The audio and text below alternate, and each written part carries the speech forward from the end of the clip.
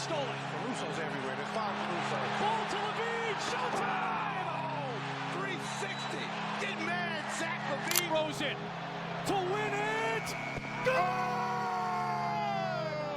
DeMar DeRozan delivers. It's going to be a big what if. I mean, for me, I feel bad just for the GMs just because I feel like they made the perfect team around me. And I felt like I was involved in, that was the most I've ever been involved in an organization.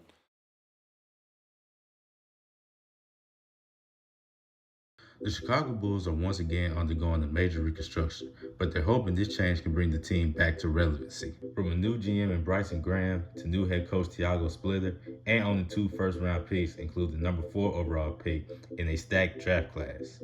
But in today's video, we'll be going back to a time where it looked like the fortunes of the team was finally changing. The 2022 season was a season where the Bulls not only made it back to the top of the Eastern Conference, but finally made it back to the playoffs for the first time in 5 years at that point. However, an untimely injury to one of their star players not only derailed their season, but derailed the future of the Bulls as a whole. Now before we get into this video, as always, make sure you go ahead and press the like button and subscribe to the channel so you don't miss out on future videos like this one. But hey, let's not waste any more time, let's get right into it. Who that?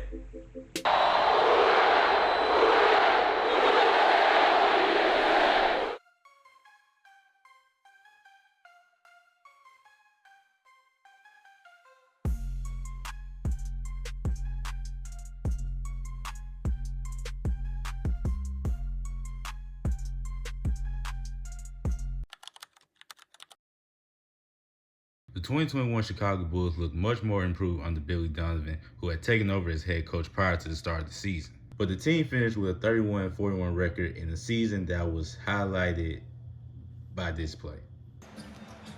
No. Oh my goodness, Valentine! No. Whoa, no! No. That is not the shot No. at that moment. That's a horrible shot.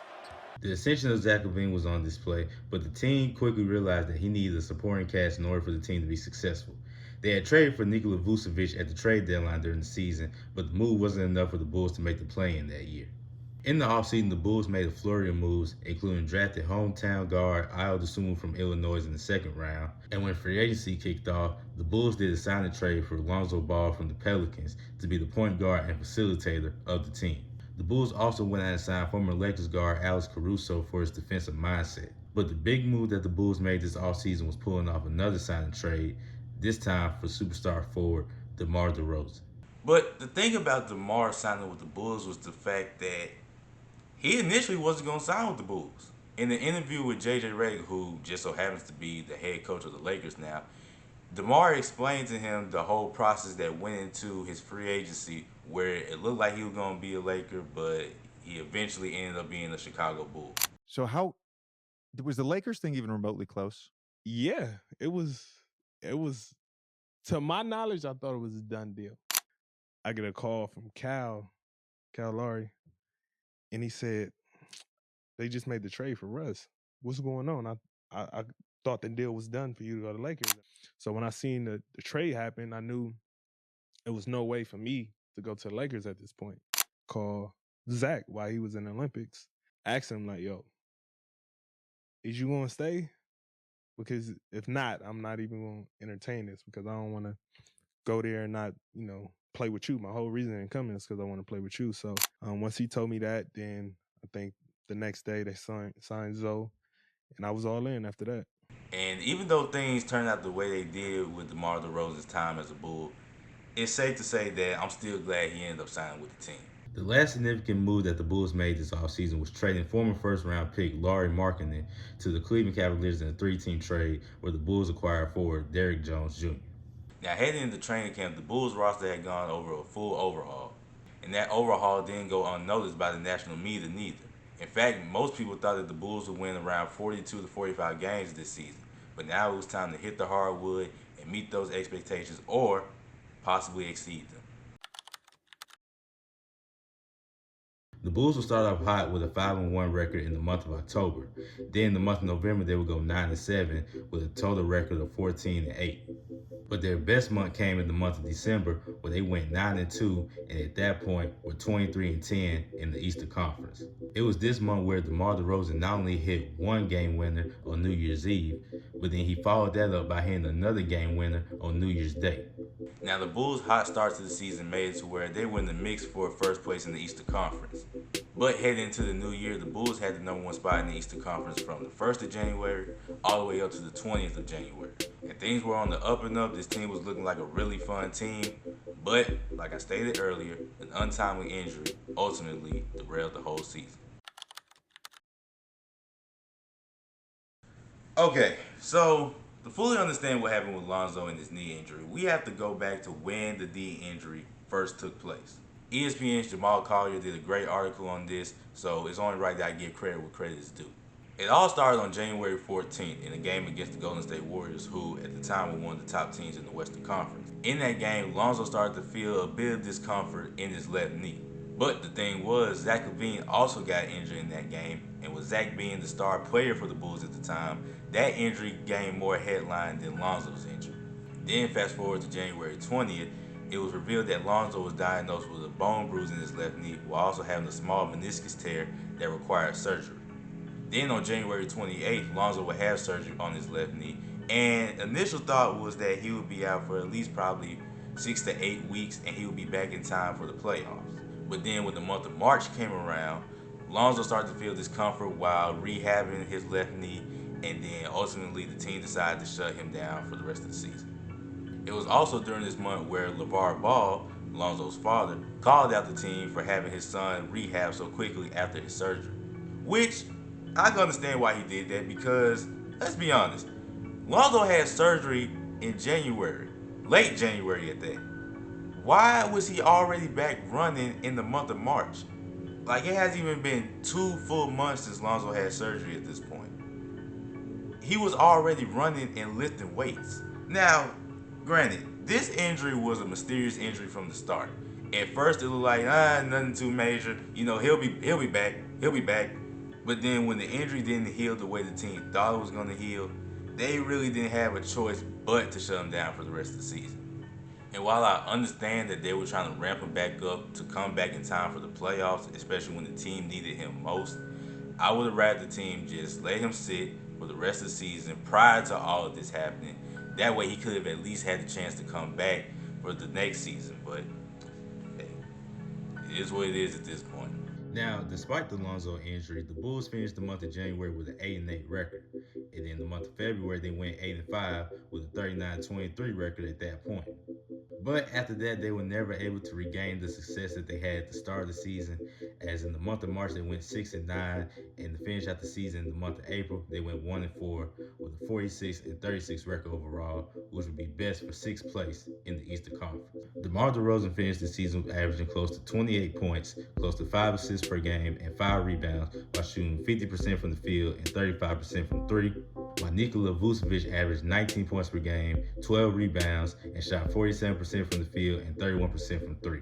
Zach LaVine will go on to have another great season, averaging 25 points per game with close to 5 assists and 5 rebounds per game as well, while shooting 48% from the field and 39% from 3. Alex Caruso also showed his worth to the team, averaging close to 10 points per game, 2 steals, 5 assists, and close to 5 rebounds per game, while shooting 40% from the field and 33% from 3 in 41 games. And even though Lonzo only played in 35 games this season due to injury, he still made an impact early on for the Bulls, averaging close to 14 points per game, 2 steals, 5 assists, and close to 6 rebounds per game, while shooting 42% from the field and from 3-point range. Now, with the Bulls falling to 6th place, that meant that they would take on the Milwaukee Bucks, who finished in 3rd place that season in the Eastern Conference. And while the Bulls were able to steal Game 2 in Milwaukee, they weren't able to win another game in that series as they would fall to the Milwaukee Bucks 4-1. Now, even though the season changed after Lonzo got hurt, there was still a lot to take away from this season. Both DeMar and Zach were named to the All-Star that year, and this was a year where the Bulls were finally able to regain respectability, not just in the national media, but across the league as a whole. And even though they got bounced down in the first round in the playoffs, it was still a step in the right direction for a team that hadn't made it since the 16-17 season. But sadly, after this season, things would go completely left for the franchise. See, with Lonzo still being out with his knee injury, he ended up missing the next 2 seasons. And with the Bulls without their main facilitator, they would be stuck in mediocrity for the next couple of seasons. The team had enough talent to not be bad enough to get a top pick, but they didn't have enough good talent to be able to compete with the top players in the Eastern Conference.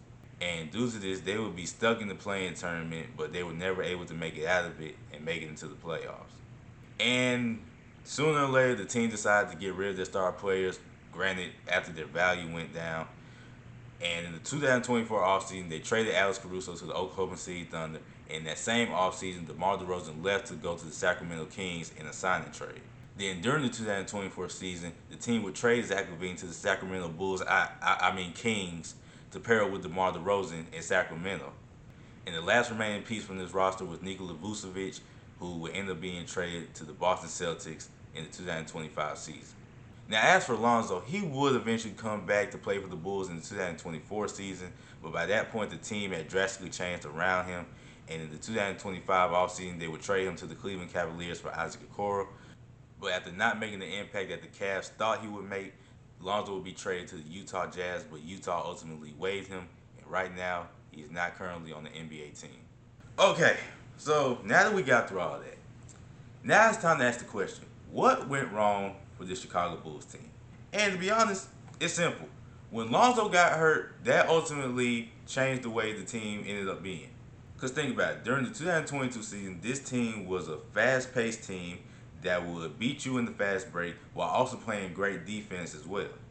But when Lonzo got hurt and the team lost their number one point guard, that ultimately derailed the whole offense, and they were really never able to recover from that. Now, they had tried to sign players to replace Lonzo, like Goran Dragic, who didn't last long in Chicago, and Javon Carter, who was ultimately just a role player. They were never able to get the point guard that was able to bring back the energy that Lonzo had brought to the team. Which sucks because that team was a fun team, man. That was a really fun team, and that was a really fun year to be a Bulls fan. But then when Lonzo got hurt, along with Zach having injury problems, along with Alex Caruso getting hurt by that dirtbag Grayson Allen, it was just a matter of time till the Bulls fell down back to earth, and they ultimately did. They ended up going from being a contention for the number one spot in the Eastern Conference to fall to number 6 in the Eastern Conference. But like I stated earlier, they weren't able to escape the play-in tournament, and they weren't able to escape mediocrity, and that ultimately led to the Bulls once again going into rebuild mode. But the NBA draft is tonight, and hopefully Caleb Wilson can fall to the Bulls at the number 4 overall pick, and hopefully they can get a difference maker with the number 15 overall pick to help bring this team back to relevancy. But I will make it my mission to never, and I mean never, forget the 2021-22 Chicago Bulls. But yeah, man, that's the video. Appreciate you guys for tuning in and watching. Make sure, again, you like the video if you enjoyed it, and subscribe to the channel so you don't miss out on future videos like this one. And I will be doing more videos like this one where I look back at the older teams that look like they were about to do something, but then certain things like injuries or whatever derailed the team. It doesn't have to just be the Bulls or the Saints. It can be any team, but let me know in the comment section which team I should do next. But again, I appreciate you guys for tuning in and watching. And as always, KGF, keep God first.